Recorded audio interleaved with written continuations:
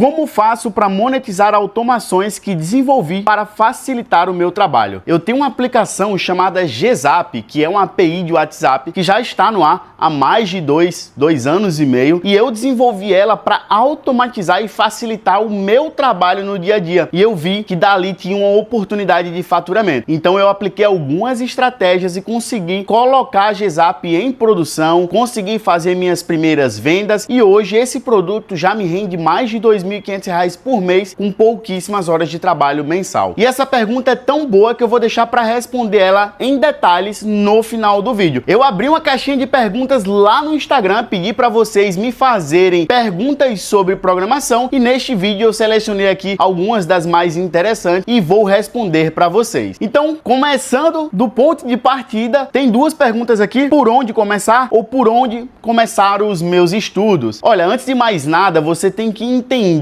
o que é a programação, o que ela resolve e o que você quer resolver. Quando eu comecei profissionalmente a trabalhar com programação, eu entrei nesse mundo por pura necessidade de resolver um problema, de automatizar um trabalho manual onde eu estava trabalhando naquela época. Então, antes de mais nada, você tem que entender que programação é basicamente você resolver problemas através do código. Então, o código se torna uma ferramenta para resolução de problemas. Hoje, você tem dezenas, centenas de áreas que você pode seguir com a programação. E falando da minha especialidade, que é o desenvolvimento de aplicações web, você tem que começar pela base, pelos fundamentos. E eu acredito que para começar da melhor maneira nos estudos de programação, você tem que começar praticando um pouquinho enquanto você aprende a base em paralelo. O início de tudo é começar pelo estudo do HTML, do CSS e do JavaScript. Essa tríade compõe a internet, a maior parte da internet, 90% das aplicações hoje, ou até mais, utilizam essa tríade do HTML, CSS e JavaScript. Então, você começando por essa base, aprendendo esses fundamentos, você vai conseguir desenrolar e criar qualquer aplicação que você se propõe a fazer, ou qualquer automação, qualquer resolução de problemas que você encontrar que precisa ser resolvido. A programação vai te dar os caminhos, tá? Ela vai ser um meio para você conseguir chegar naquele objetivo, que é resolver aquele problema. Então, resumindo a resposta, por onde começar no desenvolvimento web, aprendendo a base, que é HTML, CSS e JavaScript, um pouco dos fundamentos também do que é programação, estudar um pouquinho ali de lógica da programação, de como funciona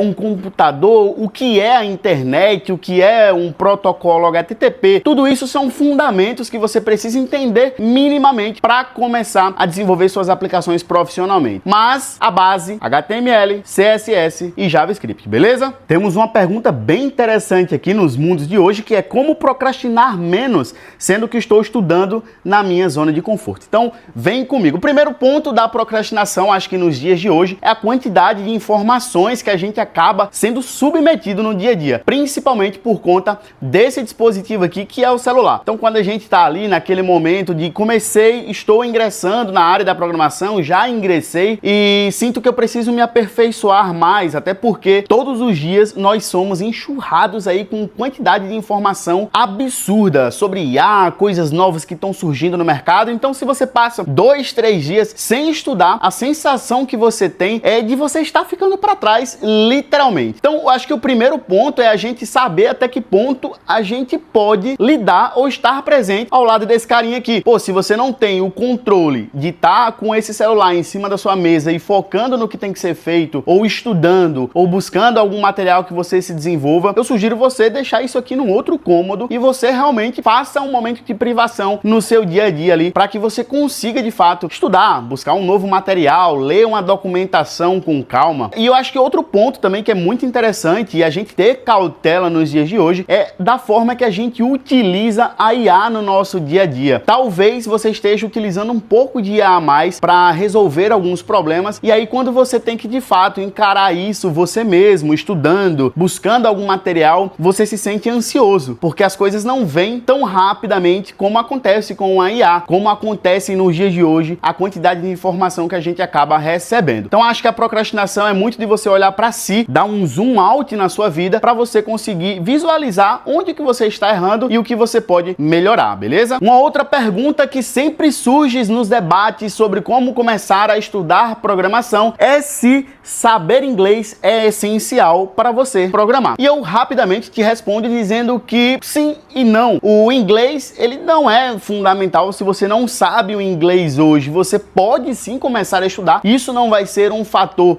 que vai te atrapalhar, principalmente nos dias de hoje que nós temos IA, que consegue traduzir muito bem textos, documentações. Então não, o inglês não é um pilar fundamental, porém vai se tornar à medida que você for estudando. Você vai adquirir esse conhecimento, queira ou não, porque a maioria das documentações são em inglês, a maioria dos sistemas que você vai usar tem o inglês como língua fundamental, a maioria dos conteúdos de qualidade, conteúdos técnicos de qualidade estão lá fora, estão em inglês. Queira ou não, você vai precisar se adaptar ao inglês, nem que seja de uma forma bem superficial. Você vai precisar do inglês. No desenvolvimento, no código, se usa como padrão o inglês também para escrever os nomes das funções, os nomes das variáveis, para que o código ele se torne algo universal, para quando você for compartilhar esse código com alguém, trabalhar em equipe, esse código ser facilmente entendível ali por todos daquela equipe. Então, sim e não, mas recomendo que você estude o inglês para que você possa se aperfeiçoar e ter caminhos mais fáceis ali para seguir nessa trajetória de se tornar um desenvolvedor. E aí, para fechar com chave de ouro, temos aqui a pergunta: como faço para monetizar automações que desenvolvi para facilitar o meu trabalho? Essa pergunta, ela é maravilhosa. Eu vou até deixar o celular de lado aqui para responder, porque um dos meus produtos que está no ar hoje há mais de 2 anos e meio,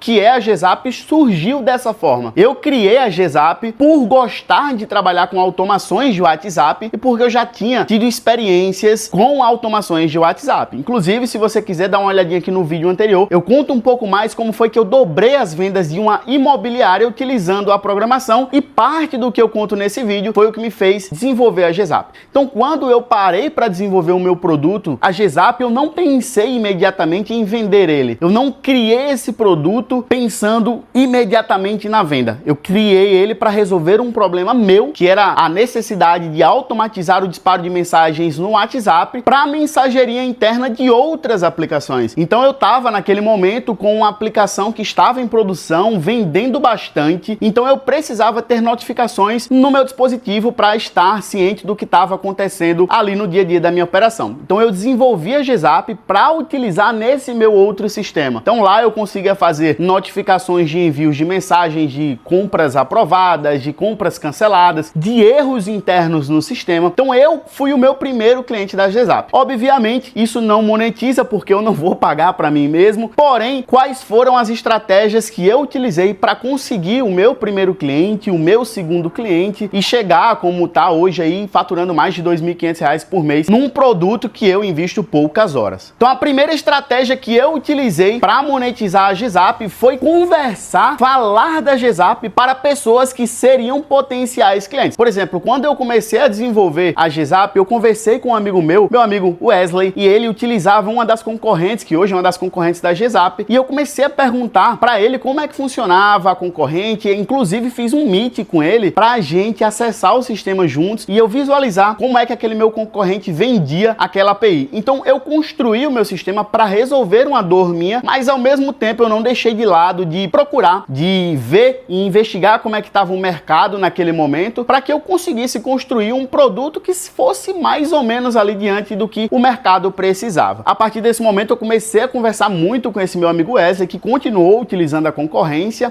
durante alguns meses, e aí depois de 2, 3 meses utilizando a GZAP, 4 meses utilizando a GZAP, quando eu vi que tinha um produto estável, funcionando, e já estava 4 meses no ar sem me trazer nenhum problema, eu comecei a falar disso publicamente também. Então eu criei vídeos para o YouTube, como eu tenho aqui esse canal do YouTube, eu comecei a produzir conteúdos. Porém, uma das estratégias que eu utilizei foi produzir conteúdo sem dizer diretamente que aquele produto era meu. Então, se você der uma olhada, eu vou até deixar aqui no card, tem um vídeo aqui no canal que inclusive viralizou e destoou ali na quantidade de visualizações dos demais vídeos, que é um vídeo onde eu ensino a você a enviar mensagens por WhatsApp utilizando o JavaScript. E aí, em nenhum momento desse vídeo eu falo que a GZAP é um produto meu, que a GZAP eu acabei de criar, que a GZAP tem poucos clientes. Eu simplesmente uso a ferramenta e ensino as pessoas a enviarem mensagens de WhatsApp através da GZAP com o JavaScript. Então nesse vídeo eu consegui captar inúmeros leads e até hoje esse vídeo me traz leads de forma orgânica.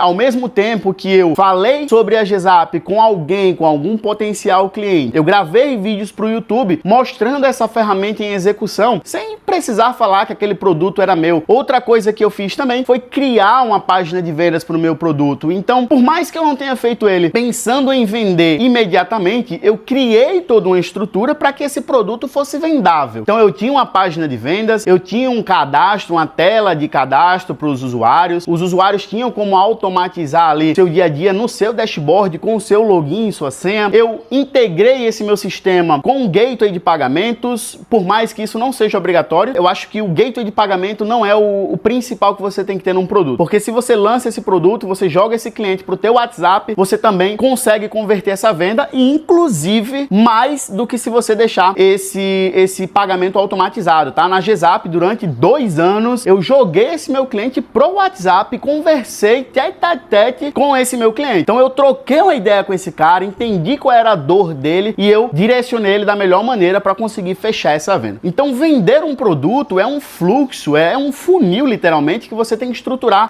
desde o início e pensando em cada etapa. Não adianta também você fazer um produto, colocar aqui, guardar, não falar sobre ele, porque obviamente isso não vai vender. Então você tem que ter o produto. Tendo um produto que resolve um problema, você já tem meio caminho andado. Se ele resolve um problema seu, você já tem 80% de um caminho andado, porque possivelmente você resolvendo um problema seu, você conhece pessoas que precisam também resolver aquele problema. Então essa é uma das maneiras mais fáceis de você conseguir a sua primeira venda. Por exemplo, é pegar esse produto e conversar com um amigo seu que tem esse mesmo problema. Você pode vender para ele sem ter uma página de venda, sem ter um gateway de pagamento. Você pode vender para ele ali, conversando com ele, e o cara faz lá um Pix para você e você fez a sua primeira venda. Então tudo isso é algo que você tem que pensar, tem que planejar, tem que se estruturar, mas não é difícil. Basta seguir um processo que você desenhou ali. Beleza? E eu quero trazer uma novidade para vocês muito em breve, até pegando o gancho desse último comentário aqui, como monetizar uma aplicação que você faz para si próprio, né? Eu vou lançar nos próximos vídeos aqui um build em public. Então eu quero construir junto com vocês uma aplicação em público, uma aplicação simples que eu vou fazer para suprir uma necessidade que eu tenho, né? Uma dor que eu tenho que eu quero resolver. E aí, ao mesmo tempo, eu vou seguir essas estratégias que eu falei nesse vídeo para lançar esse produto ao público e conseguir a nossa primeira venda, consequentemente as 5, as 10, as 20 primeiras vendas. E eu quero deixar tudo registrado aqui no YouTube para vocês. Então, pessoal, eu vou ficando por aqui, espero que vocês tenham gostado de mais um vídeo falando sobre produto, sobre tecnologia. Deixe um comentário, deixa seu like, aqui nos comentários a gente pode discutir um pouco mais sobre o que a gente vai falar nos próximos vídeos. Então, vou ficando por aqui, até uma próxima, fui!